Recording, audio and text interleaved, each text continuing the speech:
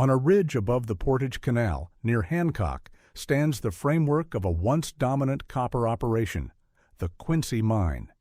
People called it Old Reliable for a reason. From the Civil War era through World War I, the company paid annual dividends almost without fail, a streak running from the 1860s through 1920. By the late 1890s, Quincy was expanding.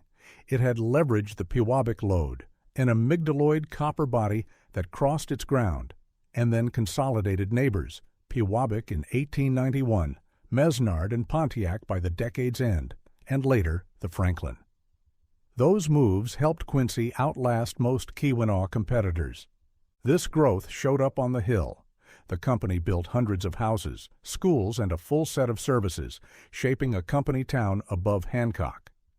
Immigrants, Finns, Cornish, Italians, and others filled the payroll. Life off-shift ran through ethnic halls, churches, and company neighborhoods. But control ran from the office down. Housing, stores, and rules were all within the company's reach. Quincy also invested in technology.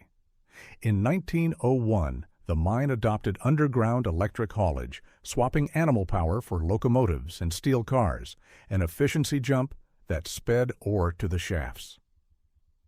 The visual symbol of this era rose in 1908, the number.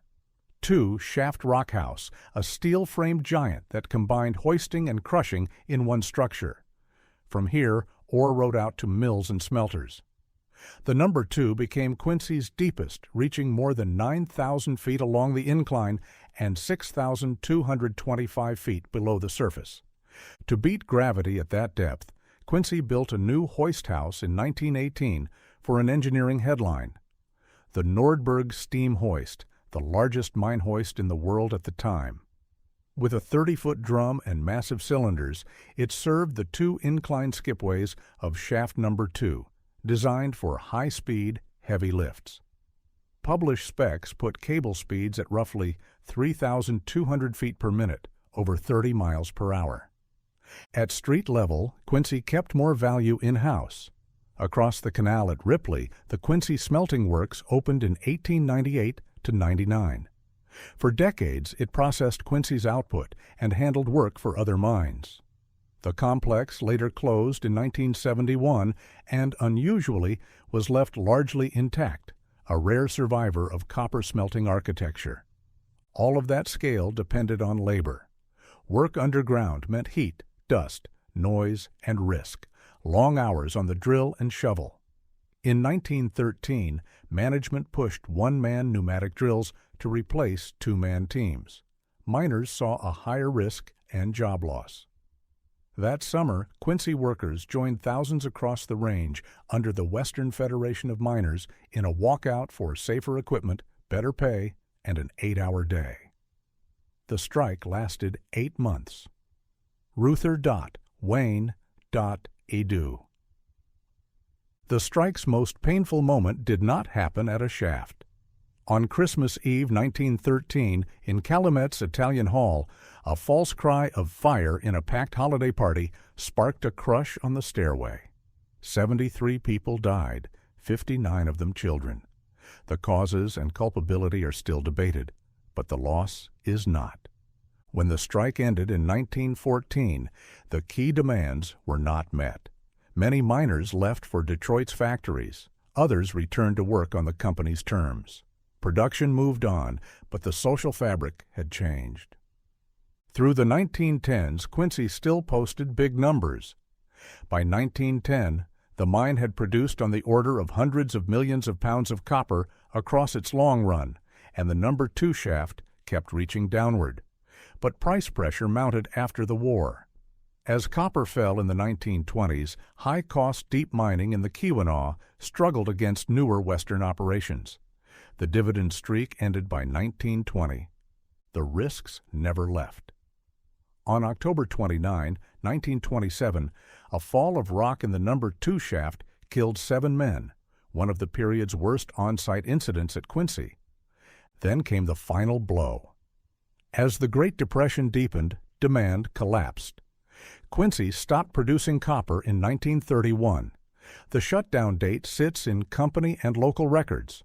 Operations would only return later, briefly, when prices and war needs rose. The story didn't end there. In 1937, with copper prices up, Quincy reopened, and during World War II, the mine supplied metal to the Allied effort. The company also built a reclamation plant on Torch Lake to dredge stamp sands, pulling out copper left behind by the old mills. After price supports ended, Quincy closed again for good in 1945. The smelter later ran in support of reclamation until 1971. Today, many of these pieces are preserved. The No. 2 Shaft Rock House still stands, one of the site's most recognizable profiles. The Nordberg hoist remains in its grand brick house, where you can study the drum and engines up close. The smelter at Ripley is now interpreted as the oldest and most intact example of its type from that period. And the Quincy and Torch Lake right-of-way and shop area speak to a time when ore moved by small locomotives and lake boats. Tours today connect visitors with this complete industrial system, surface, underground, and the finishing steps at the water's edge. Quincy's arc from the 1890s to 1931 is clear. Aggressive expansion on the Pewabic lode, early adoption of electric haulage, record-setting depth, and a world-class hoist, a smelter complex that kept value local, and workers whose lives made all of this run through routine shifts and crisis until the market said, stop. Stand on that hillside above Hancock, and you can see the frame of the shaft house, the hoist house, and the rock piles that line the ridge. They are not just artifacts. They are the remains of a system that once reached 9,000 feet into the earth and sent copper across the Great Lakes and beyond. And they are the setting for a story about work, technology, and a community that was tested and changed, especially in the winter of 1913 to 14. If you visit the Keweenaw, you can still tour the Quincy Mine and the smelter site to see how the pieces fit together.